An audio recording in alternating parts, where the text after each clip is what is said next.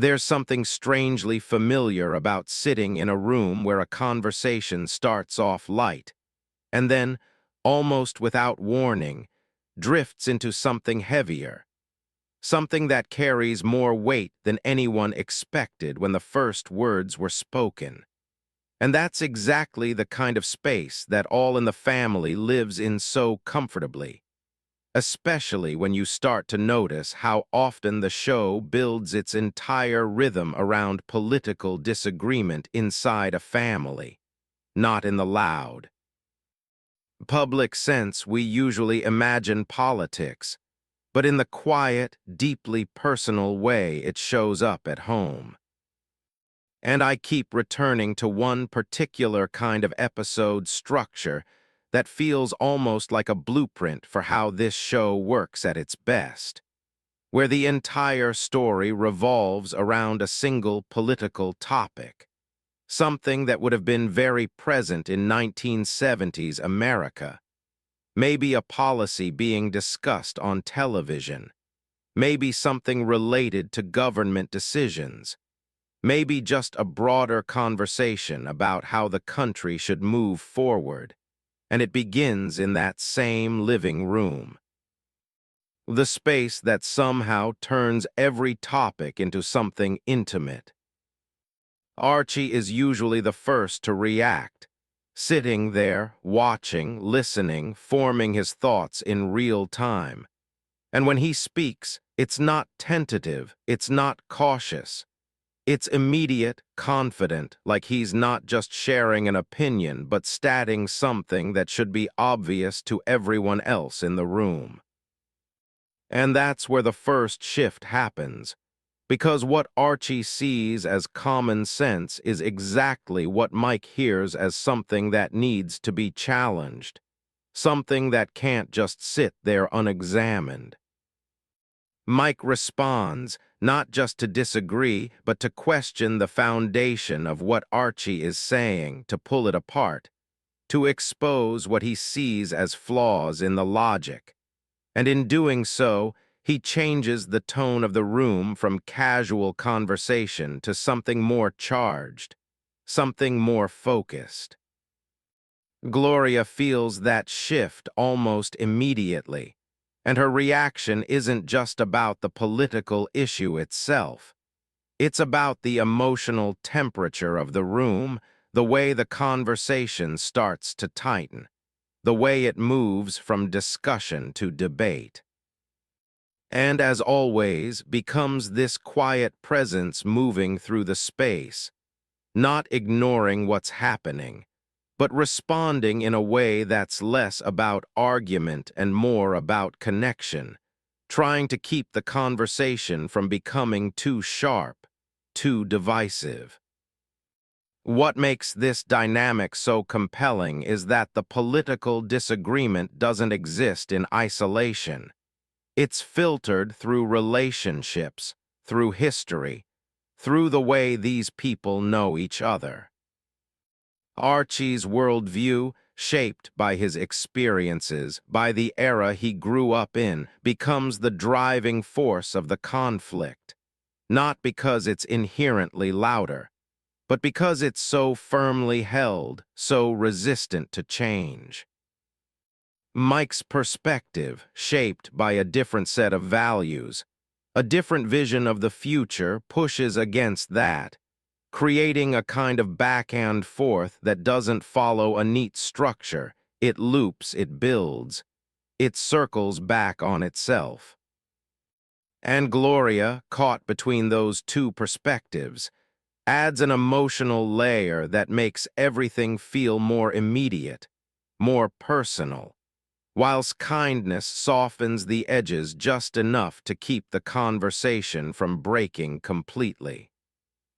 The living room setting amplifies all of this, because there's no distance, no separation between the characters, no way to step outside of the conversation. Everything happens right there in that shared space, where every word carries weight. And the way the conversation unfolds reflects that intimacy. It doesn't move in a straight line. It doesn't build toward a clear resolution. Instead, it rises and falls, intensifies and eases, shaped entirely by how the characters react to each other. The humor in these moments doesn't come from traditional setups or punchlines. It comes from the tension itself, from the way Archie expresses his views with such certainty, from the way Mike challenges him, from the way Gloria reacts, and from the way gently shifts the tone.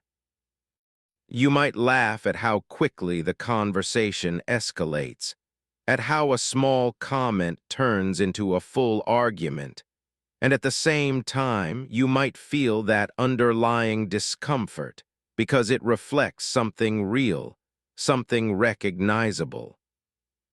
And that's part of what made All in the Family so groundbreaking when it first aired, because it didn't treat political disagreement as something that happens somewhere else between strangers.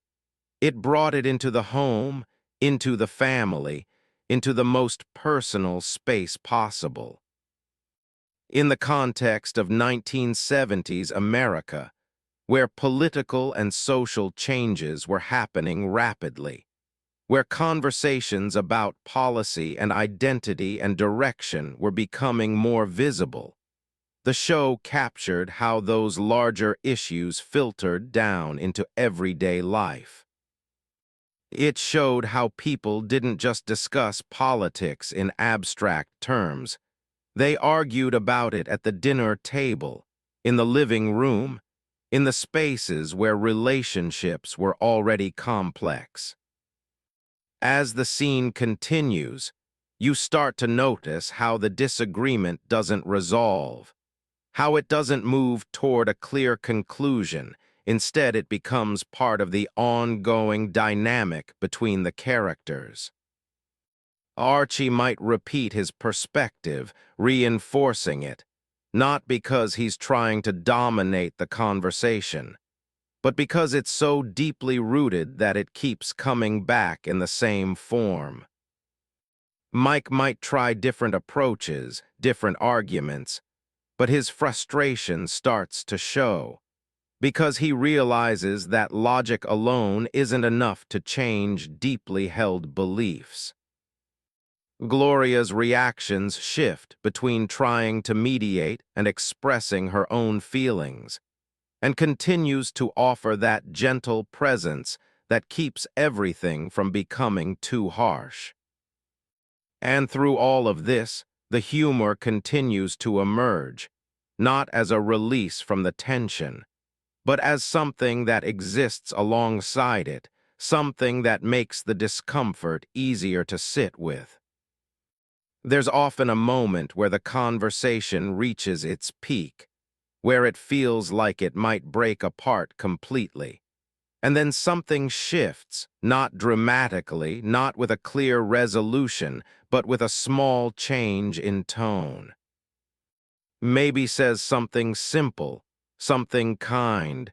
Maybe someone pauses, takes a breath, and the intensity eases just enough for everyone to step back. But nothing is fully resolved. The disagreement remains, the perspectives remain, and that's what gives the scene its sense of realism, its sense of honesty. Watching it now, you can still feel how relevant it is, because political disagreement inside families hasn't gone away. It's just taken on new forms, new topics, new language. The experience of trying to talk about big issues with people who see the world differently, of navigating those conversations while maintaining relationships, that's still very much part of life. And that's why the show continues to resonate, because it doesn't offer easy solutions. It doesn't pretend that these disagreements can be resolved in a single conversation. It shows how they persist, how they shape interactions over time. As the living room settles back into its familiar rhythm, As the characters return to their routines, there's a sense that the conversation isn't over, that it's just paused, waiting to continue in another moment. And maybe that's the most honest thing the show does. It reflects the reality that these discussions don't end neatly. They continue, they evolve, they resurface.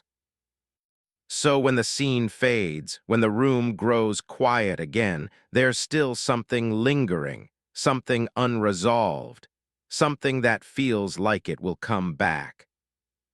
And that's the kind of storytelling that stays with you, not because it gives you answers, but because it shows you something real, something ongoing, something deeply human.